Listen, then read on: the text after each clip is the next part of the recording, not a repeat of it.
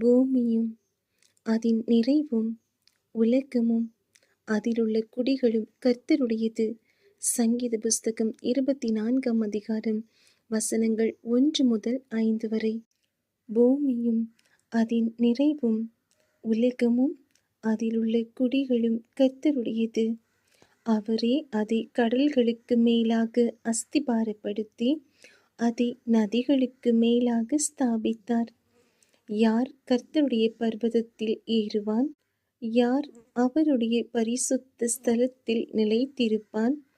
கைகளில் சுத்தமுள்ளவனும் இருதயத்தில் மாசில்லாதவனுமாயிருந்து தன் ஆத்துமாவை மாயைக்கு ஒப்புக்கொடாமலும் கபடாய் ஆணையிடாமலும் இருக்கிறவனே, அவன் கர்த்தரால் ஆசீர்வாதத்தையும் தன் இரட்சிப்பின் தேவனால் நீதியையும் பெறுவான்.